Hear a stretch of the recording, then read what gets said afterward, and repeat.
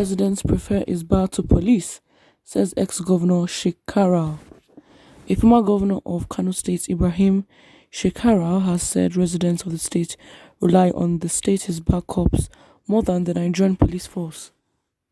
Shekara, who stated this in an interview with Channels Television on Wednesday, said community policing is key in solving the insecurity problems in the country. He said security is the business of every citizen, and that is why the issue of community policing, as far as I'm concerned, is the key.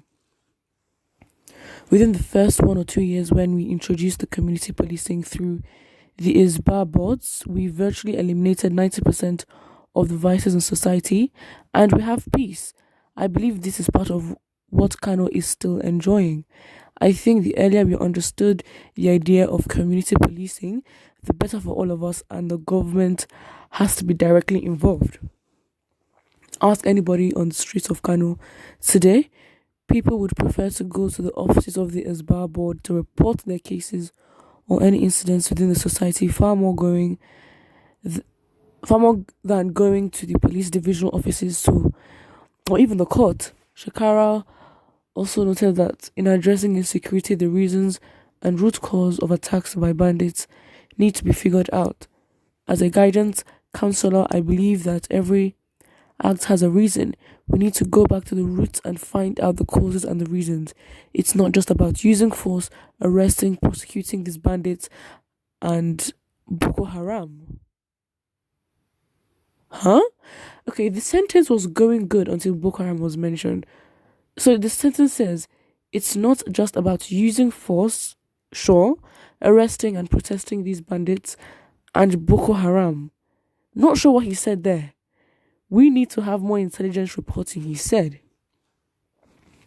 Yeah, but we're talking Boko Haram here. There is no negotiation. We need to throw them in jail for life. That's it. I don't understand. And also, with community policing, it just shows how much the northern part of the country have so much privilege. Because with this man, the Hisbah boards have been going on for so long, and they've been going on for so long that the community have now preferred to go to them rather than the police station. But then the ESN is literally being, targeted by the government since they've been launched. So it's like they just don't officially have a big name or a big leader. So it's just like, it just again proves the privilege that the North has. Not that they're not, disprivileged in so many other ways, but yeah. Someone says in the North, Hisbah has the power to arrest police, but in the South, only police has the right to arrest Amotekun and OPC. South and North are opposites. Nigeria free the South. I advocate only for Oduduwa nation. Yeah, I mean, it's true, but yeah, it is true. It is true. I'm like, so the application of the law is very, very different in the North and the South. Somebody says Nigeria is having ideological problems. True. Ideology is the main thing that unites people together. But the thing is, we're not united. The country was not. The only thing that united us was the fact that we wanted to be independent.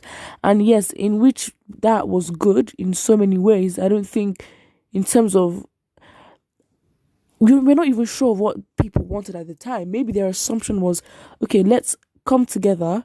Let's try to fight for our independence. And then when we get there, we can sort out differences or become different countries or one country. I don't really think the people at that time, 1960, even before that, thought that, we're still going to be like this. But then again, if you don't understand, because again, we were all desperate to basically have independence, justified. But then, if we do not know the basis as to how we got independent, then how do we think we have the power to split ourselves into 3 nations? Nigerians need to start asking how. They need to bring out the documents, what were the terms of our independence, because around that same time, a lot of other African countries were also getting independence from the British. So it's like, the British that literally extorted resources from all African nations, all of a sudden were like, you know what, have human rights. It doesn't make sense. It doesn't click, especially when you look at the history of how the country has been thriving. It has been through colonialism and extortion of resources that are not theirs. Theft, basically, by force. And so it's now like, so why would these people all of a sudden want to give countries, especially in Africa, independence? It doesn't click. Things are not adding up. And I think if we really want to go back to the ideological problems that we do have currently, we need to go back to when we got independence. This person continues and says it is obvious that we have totally different ideologies, which is one of the reasons we lag behind. Well, the thing is, I don't understand. The country or the land, Nigeria, was never united anyway.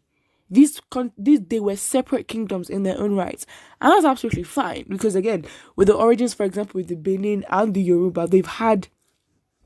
I can't really go into the history of it, but they've had back and forth for so many years that you see relations and you see their cultures intertwined in some way. It doesn't still mean that they're exactly the same, but that relationship has shown, and then that is also a proof that shows that they were separate kingdoms.